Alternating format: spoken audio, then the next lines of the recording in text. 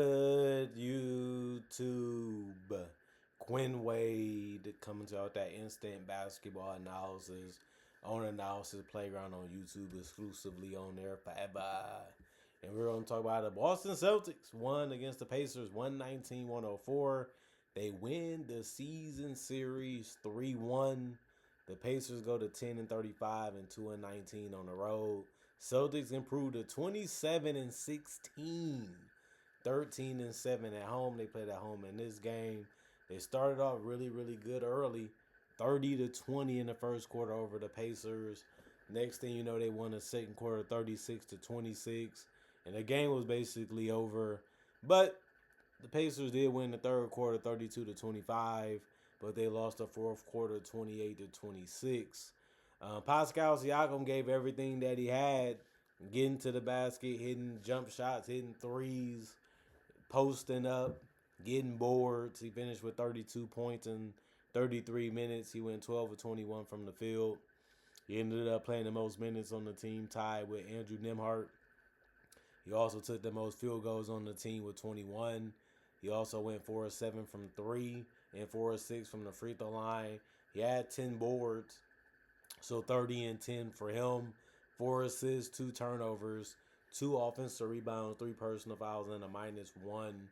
And plus minus Jay Huff, 16 minutes, 2 points, 1 of 4 from the field, 0 of 3 from the three-point line. He didn't do much offensively for him.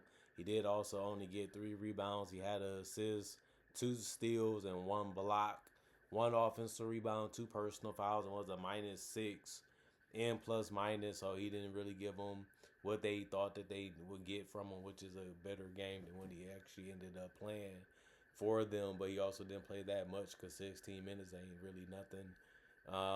Andrew Nembhard, 33 minutes, 9 points. He went 3 of 11 from the field, 0 of 5 from 3, and 3 of 4 from the free throw line.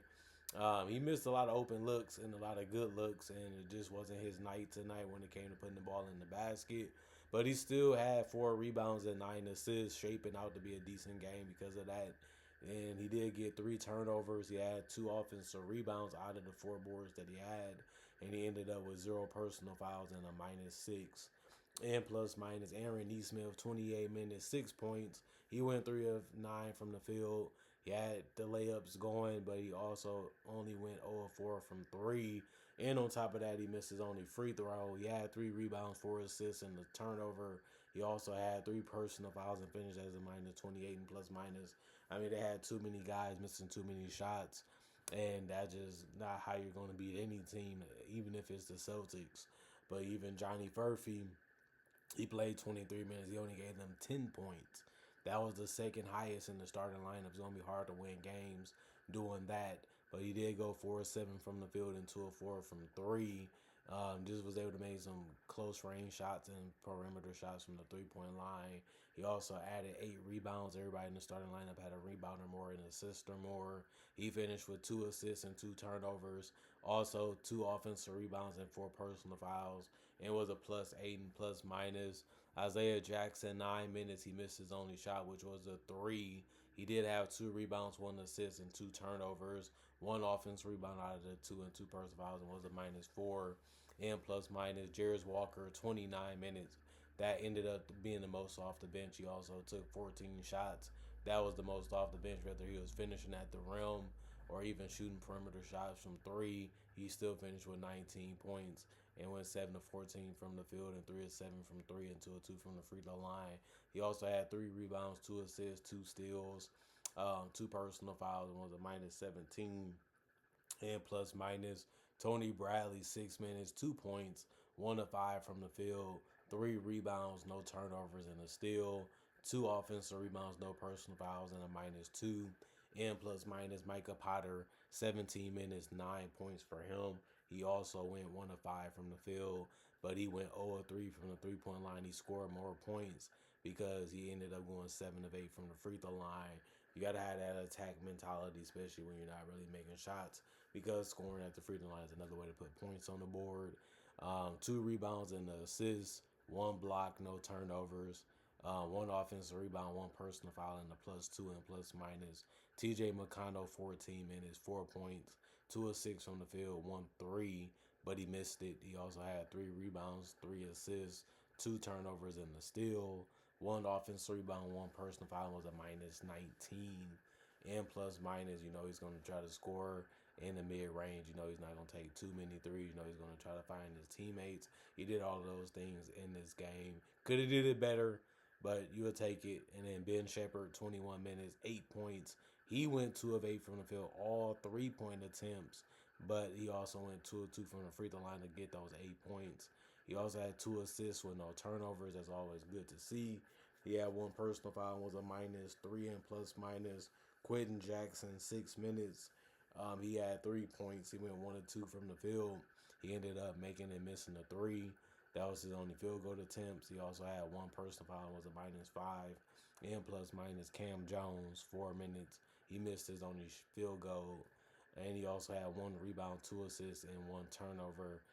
His rebound was offensive. He also had no personal fouls. And he finished as a plus 6 and plus minus. And then the Celtics. Every starter ended up scoring in double figures. They all had a rebound or more, which is always a great thing to see. Sam Hauser started. He played 28 minutes, had 17 points. He went 6 of 8 from the field and 5 of 7 from 3. He's out there to splash in those threes. He did a great job of that tonight. Hopefully he continues to do that. 6 rebounds, 3 assists, 2 turnovers, able to fill up stat sheet numbers and different categories besides just scoring points. But he did have 4 personal fouls in 28 minutes. He finished as a plus 13 and plus minus. Kada was rolling hard to that rim, and he did a good job of making the shots. 29 minutes, 17 points, 6 of 10 from the field, 5 of 5 from the free throw line, 9 rebounds, 2 turnovers, and the steal. He also ended up finishing the game with 5 blocks. You have to be proud of him for being able to achieve that because he's capable, and it's good to see him actually get it done. 4 offensive rebounds, 3 personal fouls, and a plus 8 and plus minus. Derek White, he didn't really have it going from 3. He had it going in the in-between game, the floater and close to the rim, or just those type of jump shots. 1 of 4 from 3, 4 of 10 from the field, 13 points, 30 minutes.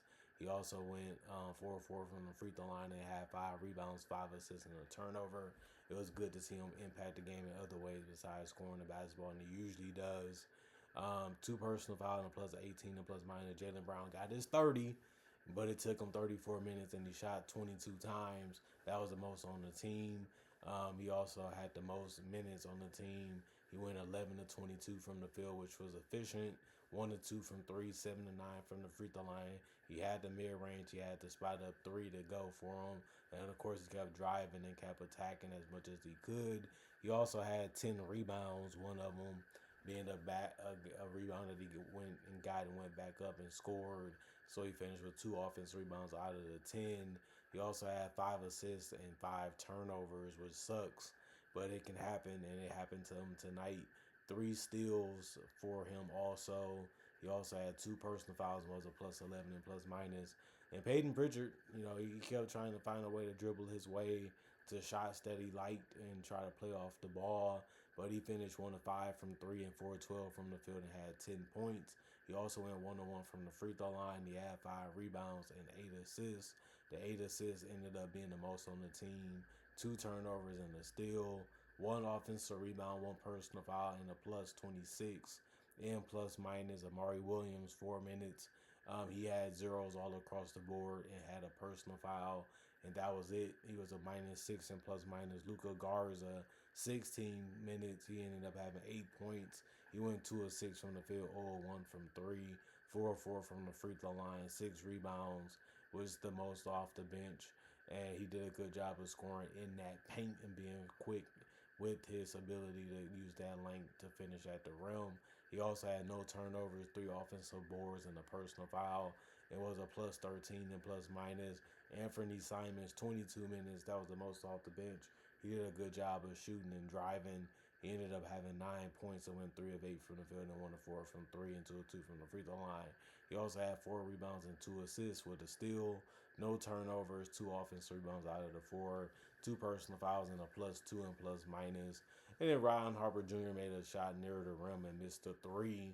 So he finished with 2 points in 2 minutes. 1 and 2 from the field, 0 1 from three, no turnovers, no personal fouls, a -4 and plus minus. In Baylor Shireman, 14 minutes, 5 points, 2 of 4 from the field, 1 and 2 from three. And, it's good, always good to have the open shots. And now he just got to put it in the basket. 2 rebounds, 1 assist, 1 turnover, 1 steal, 0 personal fouls, and a -5 and plus minus. Jordan Wash, 17 minutes, 3 points, 1 of 3 from the field. He ended up making and missing two threes, and then he made one. So he finished 1 of 3 from the 3 point line. That was his only field goals. He had 5 boards, no turnovers, a steal and a block, 1 offensive rebound, 2 personal fouls, and a 0 and plus minus. And then Hugo Gonzalez, 11 minutes, 5 points, 2 of 3 from the field, 1 of 2 from three, 2 rebounds, 1 turnover, 1 offensive rebound, 1 personal foul, and a -1 and plus minus. And then you look at the comparisons: 88 shots taken by the Celtics, they made it at 48%. While the Pacers made 94, they took 94 attempts and they made it at 39%. 45 3 pointers taken by the Pacers, 27%. 31 3 pointers taken by the Celtics, 39%. 23 free throws taken by the Pacers, they shot for 78%. 25 free throws taken by the Celtics, 92%. 54 rebounds from the Celtics, 42 from the Pacers. 24 assists from the Celtics, 31 from the Pacers. 14 turnovers from the Celtics, 13 from the Pacers. 8 steals from the Celtics, 6 from the Pacers. And then 6 blocks from the Celtics, 2 from the Pacers. And then 14 offensive rebounds from the Celtics, 13 from the Pacers, and 40 defensive rebounds for the Celtics, 29 from the Pacers. 19 personal fouls for the Celtics, 20 for the Pacers. And like I said before, the Celtics did take more free throws, and they made it at a way better percentage. And they just played way better than the Pacers in general. This was an easy win from the Celtics. They just had to get to the finish line and cross it. Other than that, it was a game where both teams just went out there and gave the best that they could. The Pacers couldn't do enough. They didn't have enough. They just not good enough. And the Celtics made quick work of them early and was just able to finish them off quickly until that buzzing ring is all you can wait for to know that you won the game and did what you're supposed to do, which is get the win. And they did that.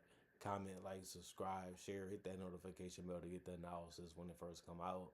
Other than that, y'all stay blessed up. Y'all stay good. Peace. And I'll see y'all later today with more analysis.